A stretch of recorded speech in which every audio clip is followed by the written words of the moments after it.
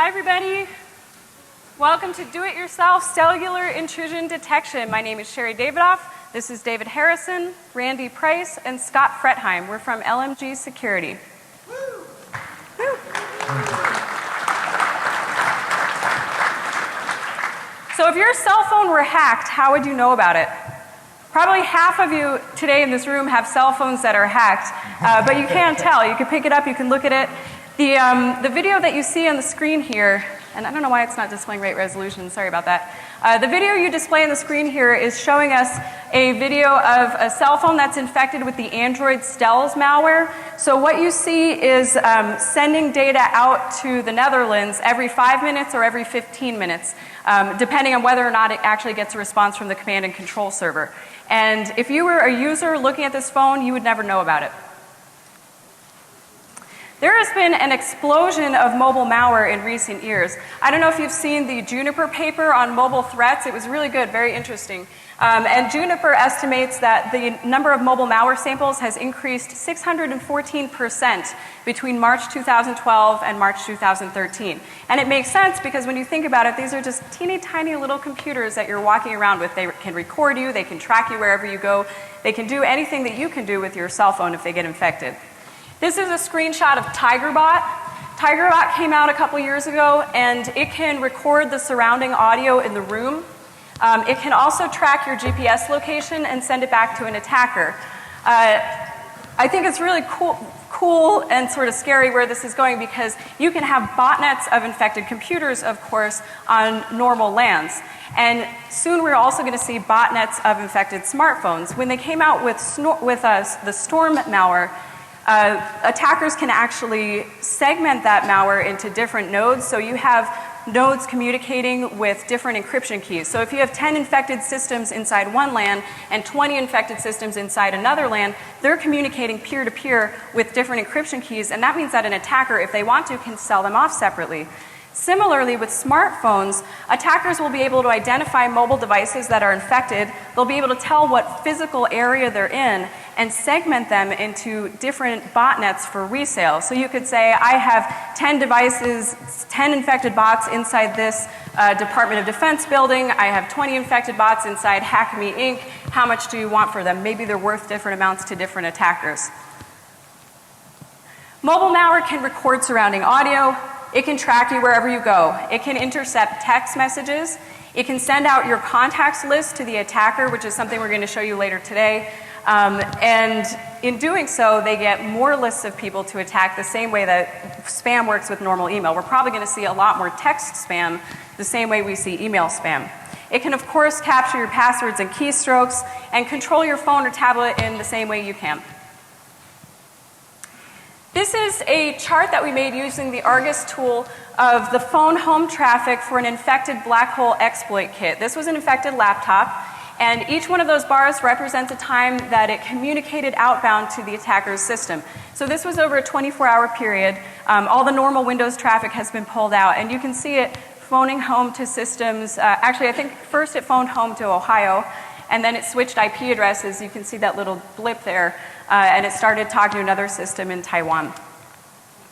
The same thing happens with smartphones. The Android Stealth malware by default phones home, or at least the sample we were analyzing, phoned home every 15 minutes. So you would see a chart that looks very similar to this with your smartphone, and of course the user would never be able to tell.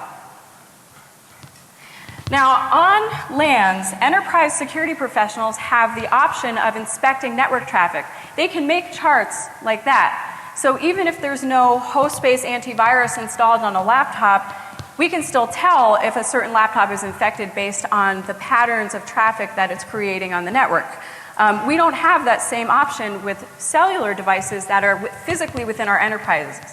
And that means that people could be sitting in meetings, having their audio recorded, or just have devices that have corporate information on them. Or even in your home environment, this is also true. You might be sitting around having your audio recorded and never know it, or having your activity tracked, and you don't have the ability to inspect your traffic to tell if some third party, whether it's an attacker, whether it's the government, is collecting information from your device and sending it outbound.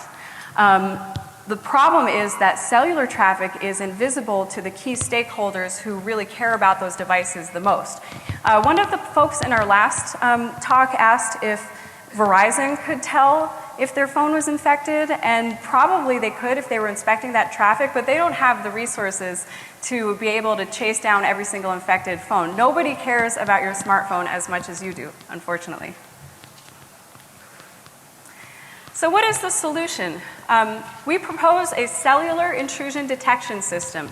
Within the past few years, companies have started selling these little femtocells, basically miniature base stations that are designed to allow you to create stronger cell signals in places where you might not otherwise have them. They're being marketed to home users, so you can get one of these, plug it into the wall in your house, your cell phone connects to it, and then it routes that traffic across the internet back to your cell phone provider's network. In this case, we were playing around with the Verizon Samsung femtocells.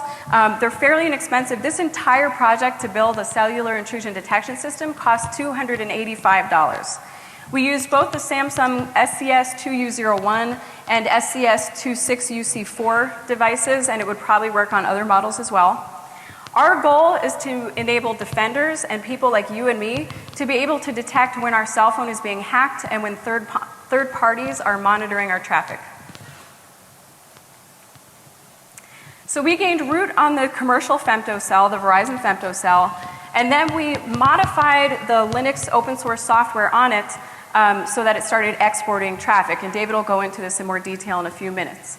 Then we sent it off to a separate system, which embarrassingly only cost us $44 on eBay. It was an old Dell Optiplex. That system happened to be was running Snort, and we created custom Snort signatures so that when we infected a phone with the Android Stealth malware, Snort would actually detect it and alert upon it. So our roadmap for today, number one, we're going to step through the femtocell modification process and show you how we did it so you can do it yourself. We're going to show you examples of cellular traffic. We learned some interesting stuff from poking around. We're going to do a demonstration in which we actually boot up the femtocell and show you how it gets modified in real time. And then we're going to show you a little video of our experiment in which we infected a phone with the Android Stealth malware, captured the traffic, and then used the Snort IDS to alert on malicious traffic. So you'll see those alerts pop up. Then we're going to do a detailed walkthrough of the Android Stealth malware and show you how it communicates. And finally, Scott and Randy Price did the device forensic analysis, so she'll show how it corroborated with the network forensics. And Scott Fretheim is going to show you how he took over the Android Stealth malware and controlled it. So we got a lot to cram in here. There's also a detailed white paper that we put up. It's 77 pages, lots of information for you afterwards. lmgsecurity.com/blog. So who are we? We are LMG Security. We're a security consulting and research firm. We kind of support our research habit by consulting. We do penetration testing, vulnerability assessments, digital forensics, and more. We also teach the Black Hat Network Forensics class, and that's part of where the idea for this project was born, because we thought to ourselves a couple years ago, hey, mobile network forensics, that's the wave of the future. Let's just grab some packet captures on cellular networks and start studying them and write a class about it. And it turned out it wasn't so easy. It's actually hard, really hard, to get access to this stuff. If you have $300,000 to spend, you can probably get some telecommunications equipment, but that's not really an option for most of us out there. Our core project team, myself, I'm the founder and senior security consultant and the author of Network Forensics, Tracking Hackers Through Cyberspace. David is our lead research scientist. Randy is our certified forensic examiner. And Scott is the head of our penetration testing team. I really want to give a big shout out today to ISEC partners. Thank you guys so much for lending us some of your hardware to use for this demo. We really appreciate it. So here's the parts list. This is all you need to make your own cellular intrusion detection system. First, you need a femtocell. You can get it used. The one that we used as an example was $200 even on eBay. We had a Dell Optiplex GX260. It was also used. It cost $44, including shipping. Obviously, if you want to, you can get some beefier hardware, but that was totally fine for our purposes. We have a hub. A hub is really nice to have in our lab. Or it's a real hub. It's an old hub. More valuable to us than switches because it makes sniffing on the wire a lot easier. We have an FTDI friend from Adafruit, and that lets you connect to the console port on the femtocell, and then a couple of cables. So that's it, and some magic, which we'll talk about today. So a little introduction to the Android Stealth malware, which is what we're going to focus on. It came to public attention in March of this year, so just a few months ago. And it's distributed by spam emails, so people click on a link. The one that Dell SecureWorks wrote their research paper on was an IRS spam. Once you click on the link, so it's distributed through the same channels as some other malware. Normally, they use the black hole exploit kit to infect systems, but that doesn't work on Android devices. So in this case, they're using a fake Flash player update, and people fall for this all the time. You click on the link, it says, sorry, you need a new version of Adobe Flash Player in order to read this file, and then it shoots you to a page that looks like an Adobe page. And the user just sort of walks through the installation for the attacker. Stealth is capable of monitoring SMS messages and also filtering and intercepting SMS messages. This isn't surprising because ever since banks started coming out with out-of-band authentication, like you go to log into your bank's website and then sometimes it'll send you a PIN to your phone, right? So if an attacker can insert information into that web page as they're doing a man-in-the-browser attack and also ask you for your phone number. And when they do that, you type in your username, you type in your password, you type in your phone number, they hack your phone, and then from that point on, they filter messages going to your phone. So they can grab those PINs as the banks send them to you. So there's direct financial incentive for attackers to be targeting your phones and linking them with your PCs. And the benefit that they gain from actually filtering messages so that you can't see some of them is that you won't know if someone's trying to get into your bank account, because it would be kind of funny for you to see all of a sudden a text message with the PIN for your bank when you weren't actually trying to log in. So they filter that so that you can't see it. It can make phone calls and it can send SMS messages to premium numbers. Again, direct financial incentive for the attacker. And as we'll see later, it can also update itself. So any behavior that we don't see in it right now, they could totally add tomorrow. The behavior of this malware could completely change overnight if someone wanted it to. This is our RF shielded cage. As we were doing this research, we really wanted to do it right, and so we consulted with legal counsel extensively, and we also wanted to make sure that no one else's cell signals could possibly be captured as we were taking these packet captures. This device is something we normally use in our cell phone forensics lab. We have the only RF shielded cell forensics lab in the state of Montana. It includes AV, so you can actually see into the box, which is kind of cool, and you can record it. So David, do you want to talk about the ports? So yeah, let's talk a little bit about all this stuff you see up here on stage. So the RF shielded cage here, we're using, as we said, out of an abundance of caution, so we don't end up accidentally capturing your traffic. Now, these femtocells can be configured to only connect to certain phones. But in addition, we wanted something that was an absolute guarantee that we wouldn't accidentally get someone else's traffic that wasn't ours. So on the side of this box here, you can see there's a number of configurable ports. The first of which is currently set to be a Ethernet jack, a filtered Ethernet jack for the backhaul to Verizon's network. We then have a USB port that connects to the FTDI friend that's inside that we will use for serial communication.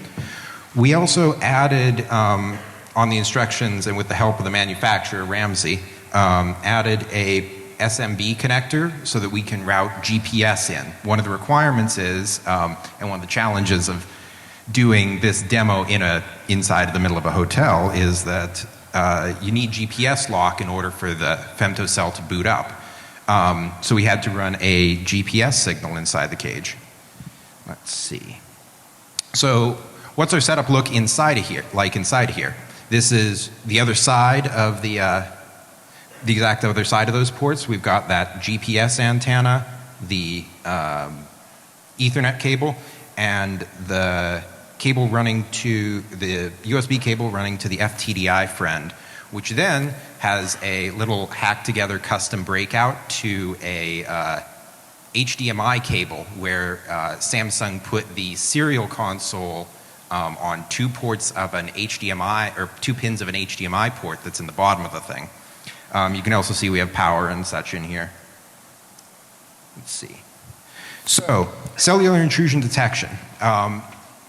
This wasn't originally, like when we set out to do this project, we were looking at network forensics. Like, hey, let's see what we can see about the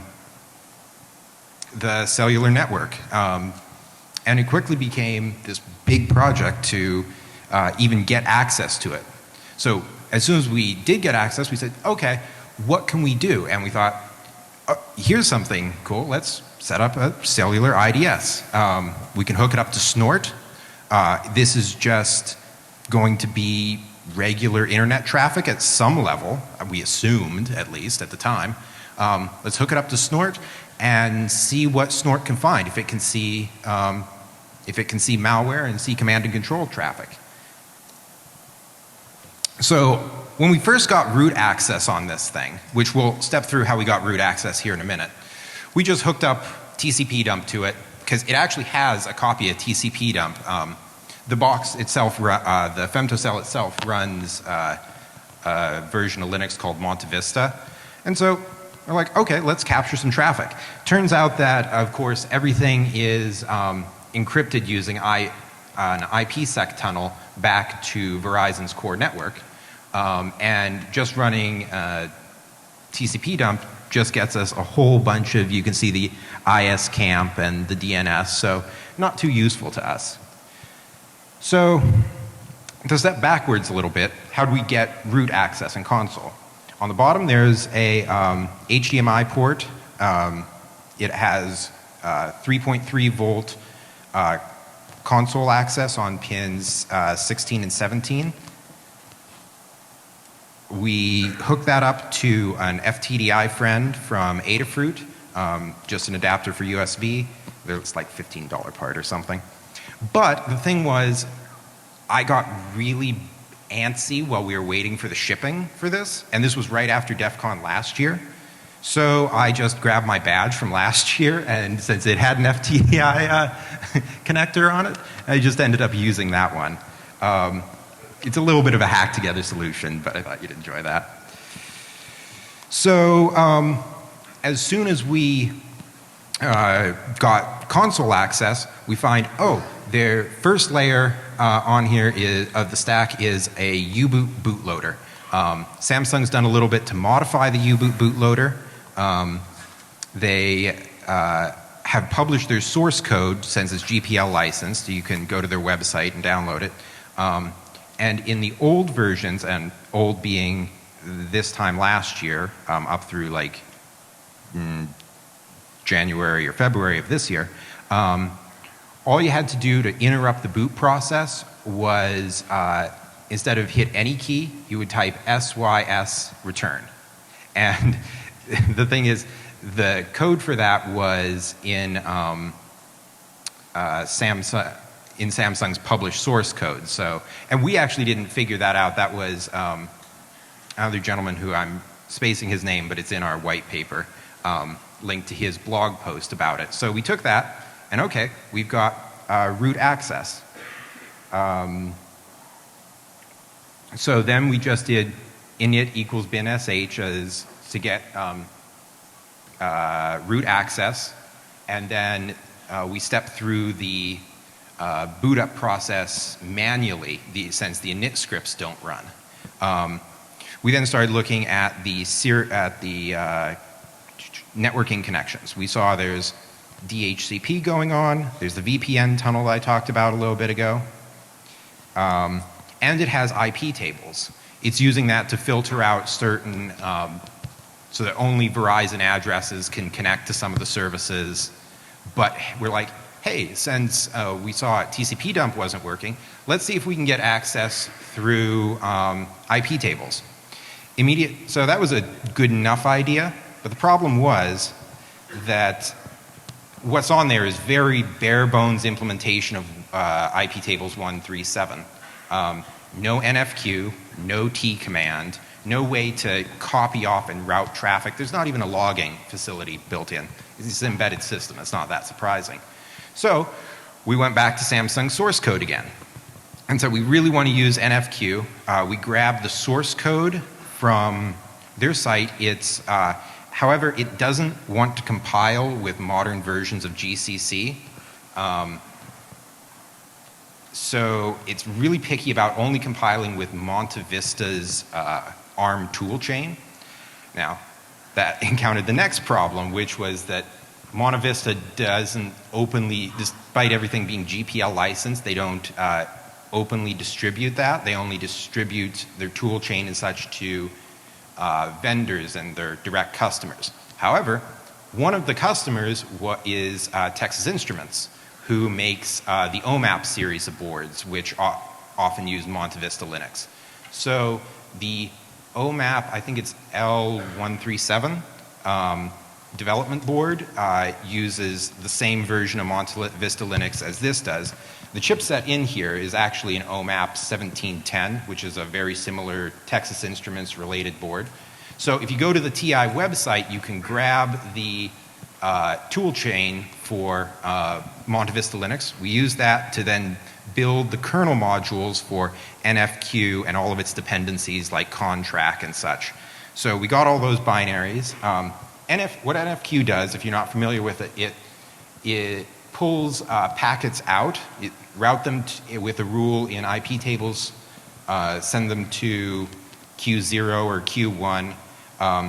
Then you have a user space program pull off the first one in the queue, mark it as, do whatever you want to with it. You could modify it, send it back. In this case, we're just marking it as accept this packet, sending it back, and then sending a copy of it out to standard out, which we'll then type to netcat and do fun stuff with here in a minute. So, oh yes, here's all that stuff I was just talking about. Got ahead of myself. Kernel modules, IP tables. So, we wrote a little C program that we just then compiled statically for ARM that just pulls those, the packets out of the queue, sends them off. This is an ARM 926EJ processor.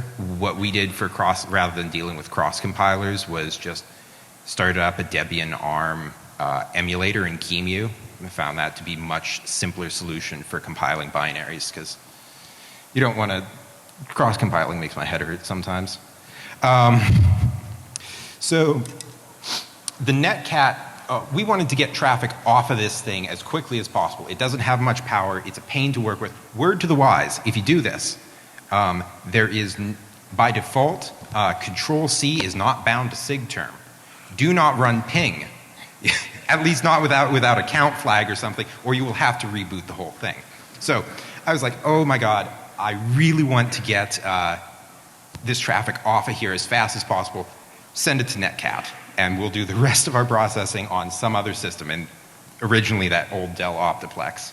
So we can see on the other end, we set up just a netcat listener, which pipes to that small, pretty small Python program that leverages Scapy and libpcap to just take the raw stream, because NFQ exports as a hexadecimal stream, and convert that into a pcap, which we then just write to a file. And hey, lo and behold, we had working traffic.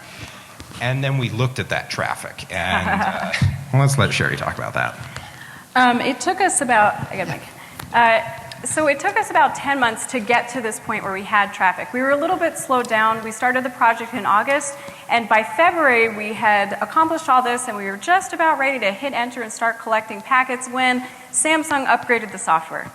And we had to actually break back into the system in order to regain access. And we did figure out how to do that, but it took us a little time.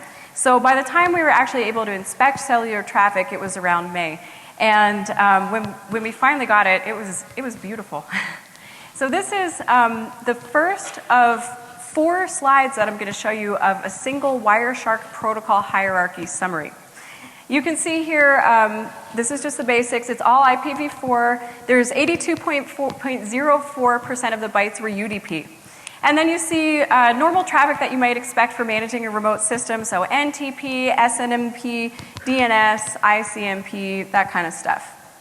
You scroll down, okay, you start to see TCP, that's 0.21%. I was pretty intrigued to see some clear text FTP traffic in there. And then we start getting into the madness, the mirror world. There's GRE, so that's used to tunnel layer 2 PPP traffic from the femtocell over to Verizon's core network. And then you see, I don't know if you can see here, UDP in IPv4 in PPP in GRE. Okay, I can handle that. Here's the next screen. All right, so we have TCP within IPv4, within PPP, within GRE. And this is where your web traffic lives, right around here. So we can, in some cases, Wireshark can actually dissect that far and can pull out some of the higher layer traffic. And then we go down here. You see TCP in IPv4 in PPP, in TCP in IPv4 in PPP, in GRE in IPv4 in PPP, in GRE in IPv4. And we're not done.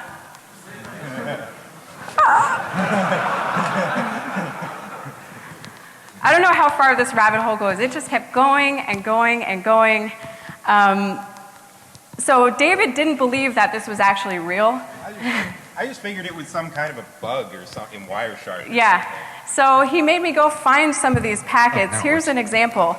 This is data in TCP and IPv4 in PPP, in TCP and IPv4 in PPP, in data, in PPP, in GRE, in IPv4, in a frame. Keep in mind, this is before it gets stuffed into an IPsec tunnel and sent across back to Verizon. Yeah. And I know the ISEC partners guys were tethering all of this over another phone also, so. Yeah. Yeah, Dr. Seuss, yep. So here's an example of the FTP traffic that we saw. It seems to be used for routine, and we're not going to dig into this stuff too much. It seems to be used for routine communications between the femtocell and Verizon. So it'll go out and this is all automated. It'll enter a password to an FTP server and pull down some configuration files, for example. So I just thought that was kind of neat to see the reconstructed stream here. The phone does mobile handset authentication using PPP CHAP.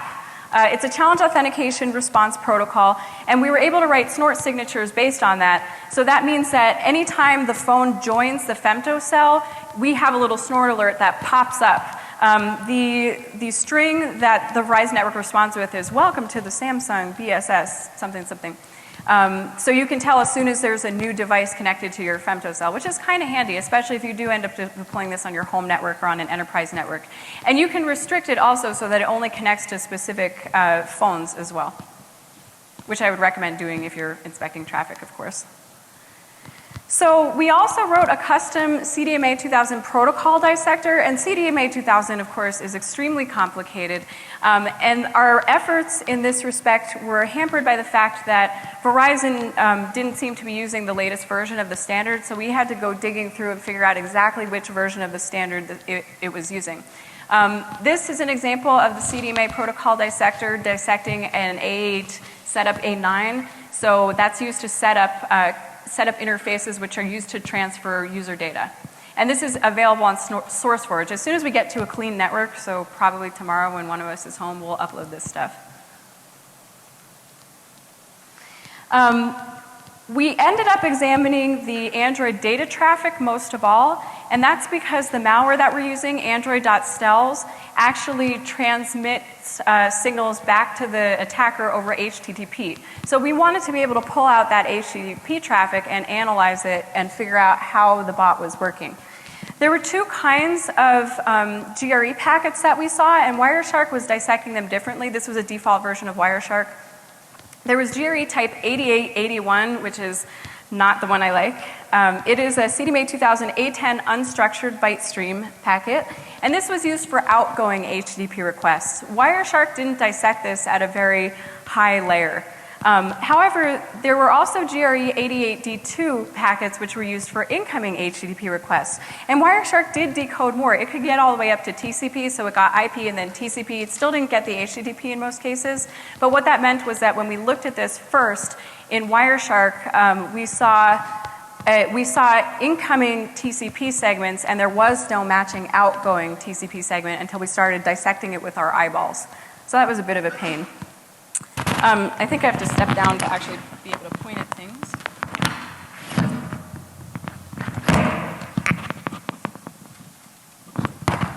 Sorry, sound engineer.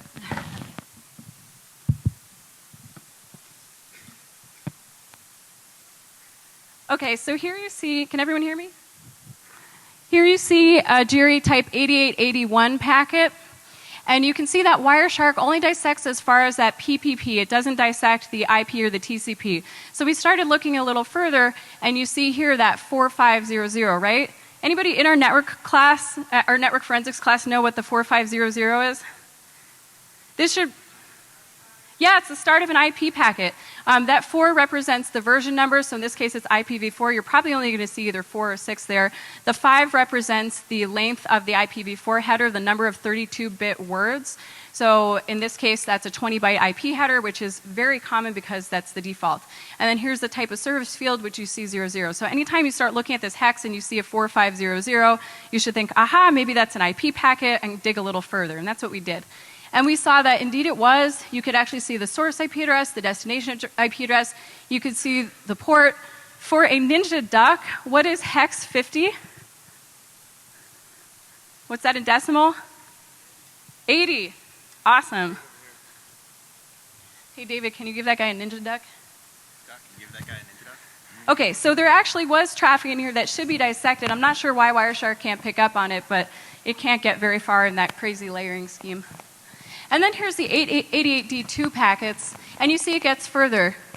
There's the point-to-point protocol, there's the IPv4, so it actually got it this time, and then there's the TCP segment right here. And you can see inside, there's actually HTTP traffic inside of that, right here, HTTP, and higher layer stuff. It didn't get that far with the 88D2 traffic, but it was useful that it could at least dissect as far as the TCP segment. So here are some threat indicators that Dell SecureWorks put together for the Android Stealth malware. You can see that so Android.Stealth has specific command and control servers that are known. There's 31.170 something something. That's a server in the United States, actually. And then the other one, 95, is a server in the Netherlands. There's also a file name that Android.Stealth is typically distributed, flashplayer.android.update.apk.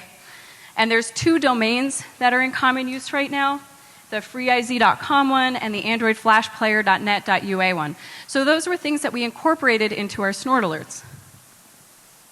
Here's some snort alerts that we use to detect activity with the Android Stealth malware. This one, possible CNC server traffic.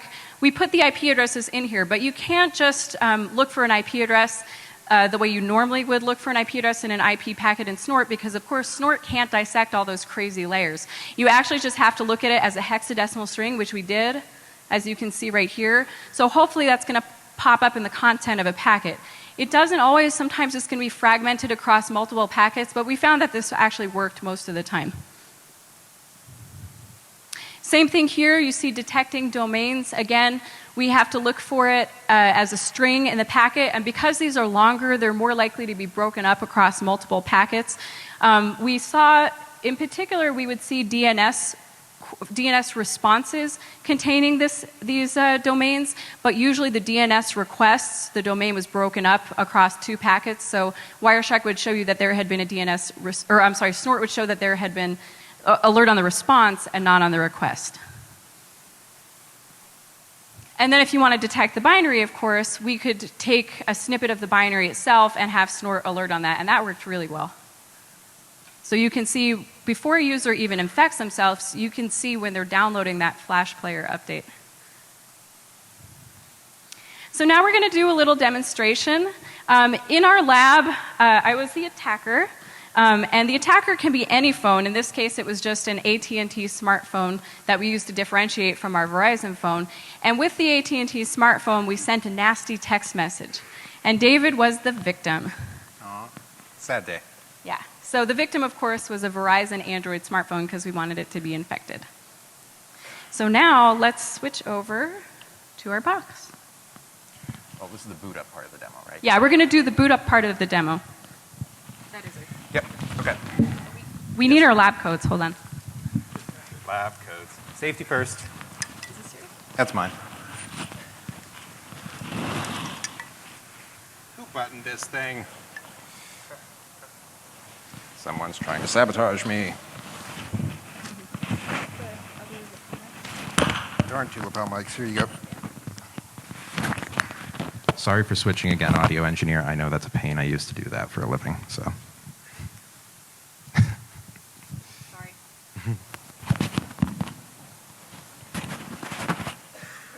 So, all right, as soon as okay, yeah, we have this here up on the screen, and I'm actually going to restart this femtocell. Don't worry, we're not setting this one up all the way. It's not going to capture traffic. So if you've got an Android phone out there, don't worry. So as soon as we plug it in here, we're going to see the ONAND. I don't know if you can see it before it scrolled off the screen, but the U-boot bootloader that's been modified by Samsung here. And we've already set it to drop us into the command prompt. And let's see. So if you would type... Yep. Oh. I'm going through our script. Cool. So ONAND boot. Yes. So ONAND boot is a command that they added because the chipset on there uses the NAND software, or the NAND flash memory that's proprietary to Samsung. They added in support for that. Here we see we've now dropped into a root shell, but very little set up because we didn't actually run the init scripts. So now we're running the init scripts. Yep. Now we're running all these init scripts. Most of this is standard stuff. There's a couple at the end there that we're not running. There's one S70 app that actually starts up the functionality for the cellular traffic. And so we're choosing, because we have a couple of things to do before we actually run that. One of the other little things that's a quirk of this system is not everything's accessible until you run some of those scripts, because of the way ONAND works, it's split up into a whole bunch of different blocks and block devices. Extract rfs.sh. Yeah, and what we have to end up doing is mounting those devices and then merging that and symlinking them to the places they're supposed to be in the file system. So for instance, /ubin contains lots of the actual cell phone functionality, but that's not mounted until you run some of these init scripts, rfs.sh. So let's see. What are we seeing here? So now we're running our final Yep. init scripts here. And then we're going to set up networking. And the reason we set up networking is because we have to download those extra binaries that we've compiled for this system and need to copy over. Yep. Fortunately, there are some, standard tools. FTP is on here. So we're going to use that to connect. That's the address of this guy right here. Going to say CD over to where our binaries are. And the binaries we're downloading are the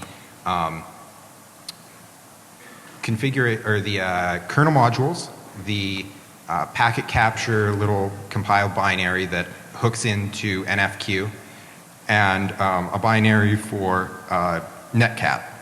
And that's really all we need to move over. We've also got a script there that will make the rest of this easier so we don't have to keep copying and pasting every single command. So we're going to run that script. It is going to print all the commands we would run so you can see them. We're insmodding our kernel modules. Yep, we put all the kernel modules in. Order is important here. If you do those out of order, prerequisites won't work. We're going to start the VPN back to Verizon's network. Yeah, this just runs these two binaries here, the SSH and the VPN binary, are something Samsung put on there. They just automatically configure a connection back to Verizon. And this usually takes a couple minutes. It actually sets up, tears down, sets up, tears down, grabs like NTP, and then tears down again, and then sets up its final connection. So next. So then we kill the VPN and we kill the SSH. Yep. And then we start the netcat listener on the SIDS. So at this point, we're waiting for that traffic to be shipped over. And as soon as I hit over, the traffic that's being collected from the femtocell is going to start being sent over to the SIDS. So press enter to start exporting packets to the SIDS, and there we go. We add a whole bunch of, here's the IP tables rules. It's really important to put in accept rules for that netcat tunnel. Otherwise, you're going to be capturing the capture that you send out, and you end up with little, like, nasty little recursive loop and an infinite-sized file pretty quick. Okay. So then you hit enter to actually start the GPS and the call routing functionality. And as we were testing the system, of course, we wouldn't always want to start the call routing functionality right away. Sometimes we were just working on the underlying system. And it can take a few minutes for that piece of it to start, but you see right here, now if you look at the size of the PCAP that's being captured, that's increasing, and that's what you want to see. When you make a call, it's going to be added to that PCAP file. And it can take up to 30 minutes. It requires a correct GPS lock, and it requires an internet connection that it likes, so it can establish a good VPN connection, and then it will sit and think for like sometimes 30 minutes, an hour, before it will actually have the connection all set up. So then, once you have that packet capture file set up, you can use this tail command and pipe that directly into Snort. So Snort is reading from that PCAP file in real time, and we've uploaded the rules that we want on there, and you can see it loading. Commencing packet processing, that means we're all good. Yep. So now we're going to switch over to a little video where we show you us actually infecting the phone. We were hoping to do this here, but we've had some video issues, so we're just going to talk you through it. So you just watched us start up Snort, and here's what our screen looks like. Oops, yep, you can KVM see. button. KVM, that would help. Good, okay. So you've just watched us start up Snort, and here's what the full screen looks like. In the top left, you can see Snort running. That second window down there is actually the serial connection to the console port on the femtocell. Here, if I hit play, you'll start to see the file size of that increase over time, and then we have our netcat listener down there. Now this is a phone starting up inside our cage right here. So this is recorded using that audio-visual device. And this is David. Compressed for time. Compressed for time. This is David, our victim, clicking or starting up the phone. We're also watching for Snort alerts as they come in. And you'll see as the phone starts up, boom, right there, our Snort alert tells us, hey, welcome to the network, basically. We know that there's a new phone on the network. So jumping ahead a little bit, we got a text message. David, you got a text message. Yay. Someone says, hey, check this out. It was sneakynet.com. And we're going to go, poor David is tricked into clicking on the link. Now, usually you're going to see this be a Flash player update with the Stells malware. It looks like this person was a little more creative. That actually said, I'll go back a second. So this attacker was more creative. It said, would you like some candy? And David wanted some candy. I love candy. And as soon as he clicked on that and the malware started downloading, you see, boom, Android Stells known malware binary snippet. So it detected that binary just based on the binary traffic. So now the user installs it. It always boggles my mind that this works so consistently, but users know they have to download and install their updates. We try to train them. And here's David installing the update. Now, it warns you that this malware wants a lot of permissions. Permissions to make phone calls, permissions to send and receive text messages, that kind of stuff. Who actually reads all that stuff? Yeah. Now the application is installed. And funny, we got this little message that says, your Android version does not support this update. Setup is canceled. So the user will say, damn it. Darn it. And I guess Flash Player hasn't actually been installed. So the application, which appeared briefly on the desktop, actually disappears. But it is still running, as we're going to see from the command and control traffic. I believe it takes, was it 60 seconds? Yeah, 60 seconds for the first connection back to CNC. Right. So here in a minute, yep, there you go, right there. Possible CNC server traffic. So to the user, I've zoomed in here, to the user it doesn't look like anything has happened. But here you see possible CNC server traffic, and it's talking to that system in the United States, 31.170.161.216. And here we also see a post from the infected client. That's because Android Stealth communicates using HTTP post messages. And we found some unique strings that allow us to tell specifically when it's an Android Stealth post. We're going to show those here in a few minutes. And I believe we're seeing multiple copies of the traffic just because of the way that we're sniffing. So that's something that we might want to work on so that we're only seeing one copy. But we are sniffing on all the interfaces on the device.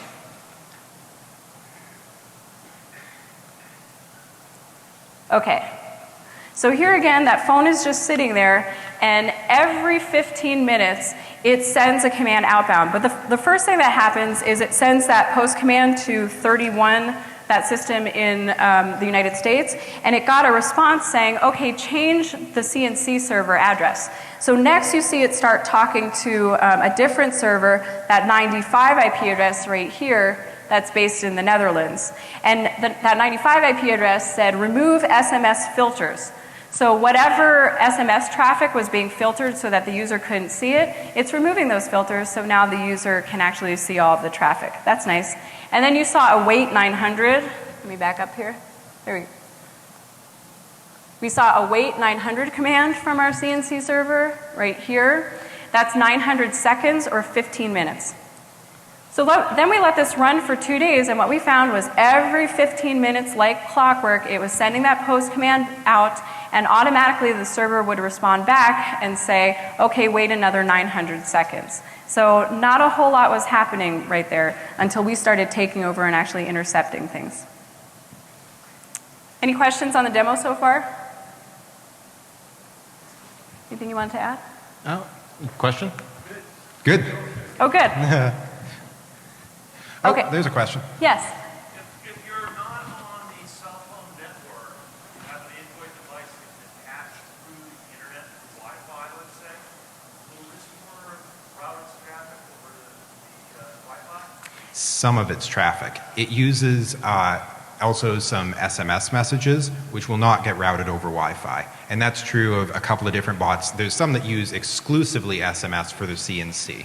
This one you would still see, like these HTTP posts, yeah, you would still see that over Wi-Fi. Yep. Okay, so let's dig into Stells in a little more detail and walk through this a little more slowly. All right. So here you see the text message we sent, hey, check this out, sneakynet.com. And here's, welcome to SneakyNet, would you like some candy? We just saw that. And unfortunately, David clicked on the link, got his phone infected. And we saw this first alert in there. It went by pretty quick. There was an alert on the malware file name, flashplayer.android.update.apk, because it appeared in that website. So if you have users in your environment, or if you yourself are on your home network, you could see this alert pop up before you're even infected. And here's the, I think I'm going to have to pop down there again so I can see this. Sorry, sound guys.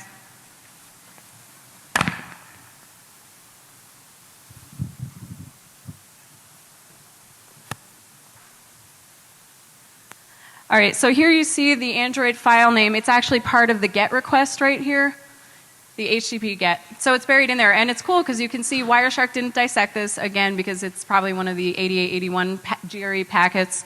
But you can see the 4500, the IP address, the 0050, which means it's port 80, and that correlates with the GET bad girl flashplayer.android.update.apk.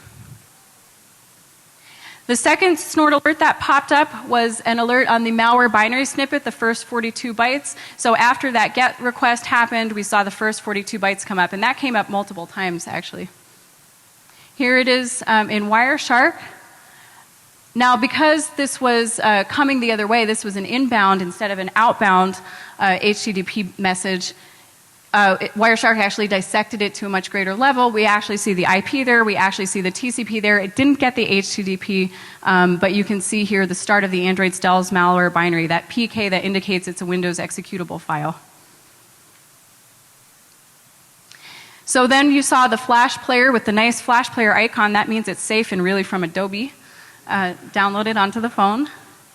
And David used the package installer to install it. Here's a clearer version of what it was trying to do. Do we want to allow this application to see our messages, read your contact information? We'll show you how we controlled it to send out our contact information. It had full internet access. It had access to the storage on the smartphone, services that cost you money. So it can call premium numbers, and it can send text messages to premium numbers. And it can read the phone status and ID. Do you want to install this application? Why, yes, we do. Application installed. Here's what it looked like when it was first installed on the desktop. Then we got this message that said your Android version does not support this update. Setup is canceled. And then boom, that was gone. But as you saw, it was still running in the background. Your mic's not on, David. No, go ahead. Honestly, I think they gave up at this point. The malware authors, they're like, oh, they're pwned now. We don't have to make it look pretty. They just put a white screen with text at that point. Yeah. Okay, so again, the user cannot tell that the phone is infected. This is invisible to the end user. And while this is going on, we saw the possible CNC server traffic, and we were alerting on that IP address, just presenting itself as a string inside a packet. Here you can see a DNS response. So before it starts talking to that CNC server the first time, it has to do a DNS request for the domain, and then it's going to get a DNS response. In the request, the domain was broken up. In the response, it wasn't, so we saw the alert on the response. And it's kind of interesting that Wireshark actually does dissect this properly. So we see PPP, and then IP, and then UDP, and then it did get the highest layer protocol, DNS. So a challenge to the audience, I will mail you a Ninja Duck if you fix these protocol dissectors. Yeah. That's totally worth it. And we saw the earlier DNS request did not. Here's the fragmentation right there. There's the domain, and you can see it's cut off, .fr something something. The rest is in the next packet. Okay, so here is an HTTP post. This HTTP post message is the actual Stell's command and control traffic. This is what the phone home message looks like when it's talking to the attacker's server in the Netherlands. So you can see here, PPP, Wireshark didn't dissect it, but you can see post/data.php. This post message was broken up across 23 packets, and I had to reassemble them manually, which was a real pain. Here's the first half of it. It's pretty long. It has that unique multi-part boundary right here, AABO3X, and that's pretty easy to alert on. You can just stick that into Snort.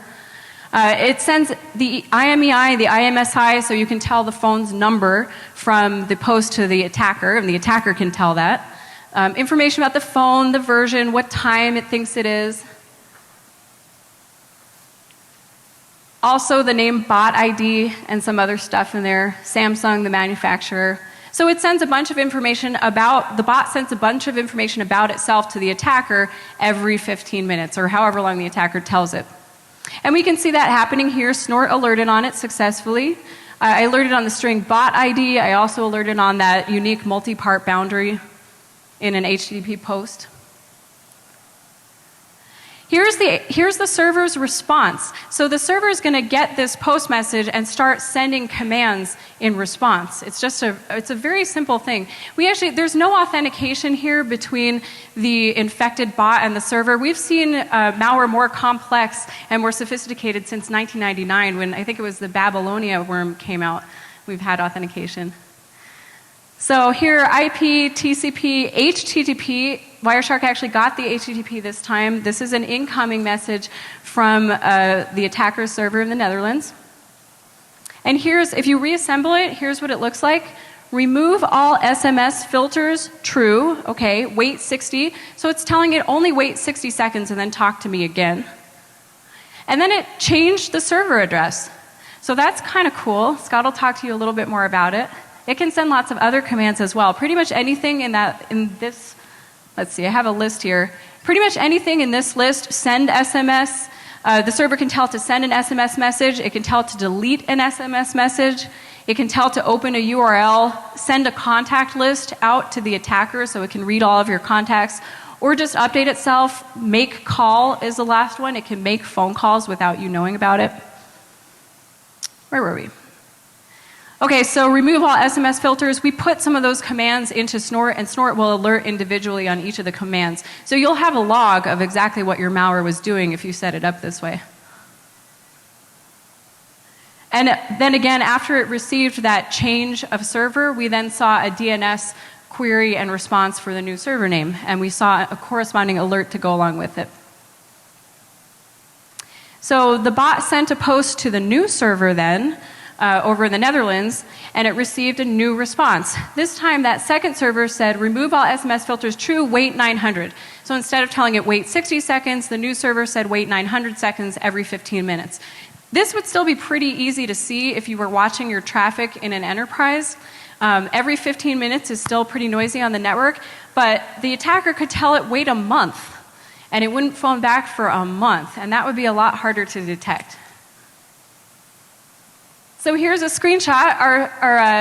Our cellular intrusion detection system, CIDS, was successful. We alerted on the initial infection. We alerted on every phone home that the bot made to the attacker. And you can use this same method to detect infected smartphones in your environment, whether you're at home or whether you're at work. So now Randy Price is going to talk about the device forensic analysis.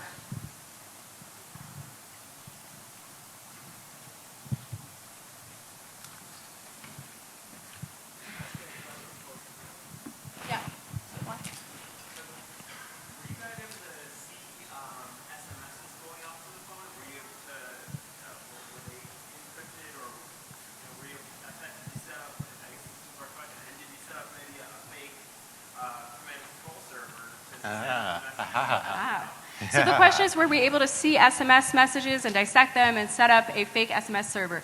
We do have SMS traffic. I'm sorry, a fake CMC server.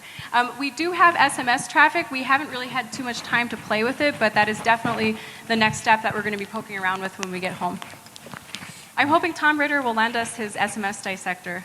The thing about the SMS is that it's not encrypted, but it's encoded. It's like reverse 7-byte or something. Don't quote me on that, but yeah. As far as the CNC, we'll get to that in just a sec. Okay. After capturing traffic from the infected phones, we conducted device forensic analysis. The forensic analysis corroborated findings from our network forensics analysis.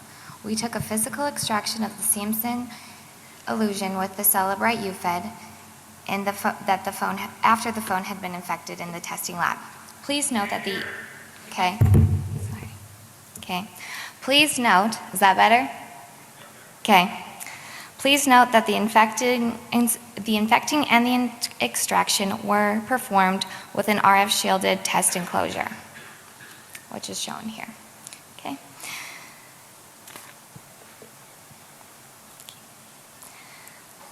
The Cellular physical analyzer was used to analyze the extraction. The malware scanner identified 4 potentially malicious files, which are shown here.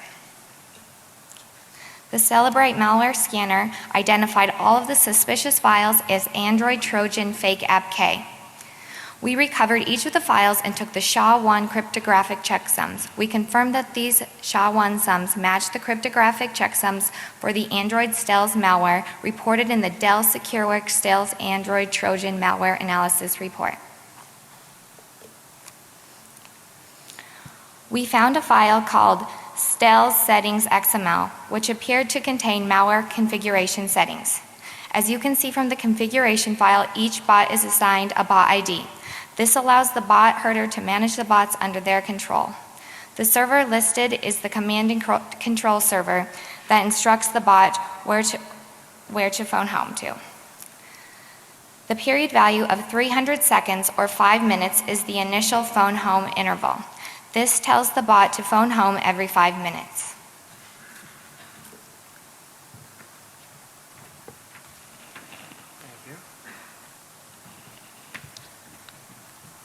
All right. Good morning, DEFCON. I'm super stoked to see so many of you guys out here for 10 a.m. on a Saturday. Anyway, I'm going to hop down here. I like to walk around and use my laser. What's that? There you go, stronger ones. All right. So, because of the research that Randy did with the UFED and we were able to determine the way that Stells is communicating back to its command and control server. We knew the address of the command and control server, so we also knew that, kind of what we're looking for. So let's be a man in the middle. When we want to do a man in the middle attack against this, I had to set up a proxy so we could tunnel the traffic back through there. So enter my favorite tool for doing web testing, Burp Suite Professional. To set this up, we had to tunnel all the traffic, as I said, through Burp Suite, and we were really looking at that port 80 traffic over HTTP. Just to be sure that I was getting all the packets, I decided to root the Android device that we were using. When I do mobile application penetration testing, I usually take a rooted device just in order to get all the SSL encrypted packets as well, because I wasn't sure, perhaps Stells is using two forms of communication, and we just weren't seeing that encrypted portion of that. Doing that on an Android phone is kind of interesting. You have to install your own root certificate authority to the device itself. But to do that, you have to do even more work. So you have to use an outdated version of OpenSSL. I think I was using version 0.98. I think that shipped with Ubuntu 10.04 originally, which is the virtual machine I set up to do that on. You have to create an MD5 hash calculation of the subject line of the certificate, append a .0 to that, and then install that into the several files down in the system directory of the Android device. And to do that, you have to have root on the device. Once I had root, I remounted /system as read-write and then installed that certificate to the correct place. And now we can see all the traffic running through that phone, no matter if it's a web application, if it's a just a mobile banking app. I can see all the traffic running through and actually intercept that using my proxy. In this case, I didn't have to end up doing that. All the traffic was going over port 80 HTTP, completely unencrypted. And let's take a look here. We turned on intercept, of course. So what I saw was, what Sherry had alluded to over here, we see remove all SMS filters, true. So it's not listening on that, it's using the HTTP method. It's saying wait 60, so it's telling it to wait 60 seconds before calling back. And we're seeing it set the command and control server here. So I got to thinking, well, I wonder if it's going to be this easy. All I had to do was replace the command and control server with a server that I own, and now my device is going to be calling back to me. So I did that, told it to wait 60. I still sent the remove all SMS filters true, and then I decided to wait. We got 60 seconds. Sure enough, it worked, and now it's calling back to me instead of the actual CNC server. Now, the server that I set up didn't actually send commands or do any control stuff. It would just get a 404 error. When the bot actually receives that 404 error, it does a timeout, and then you have to wait 5 minutes until you can actually start communicating with it again. So I was like, well, this is kind of troublesome. It's going to take me way more time to do my research. So instead, I just continued to keep intercepting all of the requests and telling it to wait 60 or wait 5 or wait 30, depending on what I was trying to do. I did find out that when I tried to set it to wait 2, wait 5 seconds, it would start going so fast that it would eventually time out, and then it would wait between 5 and 15 minutes before calling out again. So that was even less helpful. You can also adjust it for more extended periods of time. If you want to take a break and go out to lunch, you can set an hour. I found that pretty helpful. So controlling Stells, I wanted to see if we could actually tell it to export that contact list from the device. And sure enough, you can. I just had to set send contact list true, wait 60 seconds. And 60 seconds later, we see it send out that contact information. As you can see at the bottom of the page here, I actually got all of the phone numbers off of that device. And you can read that. It sent it right back to the attacker over here. And had I not changed that command and control server, the attacker now has all the contacts in my device, and they're probably now going to use those contacts to infect more phones. I find this to be really helpful, say if you're in an enterprise environment. I don't know how many of you guys have to manage IT where you're from. But if you have a device on your network, you know it's infected because we have a cellular IDS now. It's not always easy to find that device. And on top of that, you may have a BYOD policy where you've got employees coming in that own their own device, and now you can't actually gain access to it to clean that malware off. Using this method, we never even touch the device, and we actually protect that user by cutting off the head of the snake, so to speak. If the attacker is no longer communicating with that device, the attacker is not going to be able to steal that data. This buys us a lot of time to actually track that device down, get the appropriate permission, and get that virus cleaned off of there. Nice. Thank you, Scott. So that pretty much concludes our presentation. As you saw, we were able to infect an Android phone with Stells, just as a demonstration. We detected the infection and the command and control channel, so both pieces of that, and no agent was actually needed on the device in order to do this. We could have shut this down remotely without installing anything. This was all for $285 and a little bit of pixie dust, which you guys have now. And of course, if you wanted to get a beefier server, you certainly could. Again, here's that parts list. All you need is a femtocell, some kind of system, whether it's a laptop or a super old Dell Optiplex or whatever it is, a hub or a switch, and then some cables. Thank you all so much. We're going to take questions. If anyone wants to see the demo a little bit closer up, what room are we going to be in afterwards? We're going to be tearing down in We're going to tear down and then we're going to move somewhere else. So feel free to come visit us. lmgsecurity.com/blog.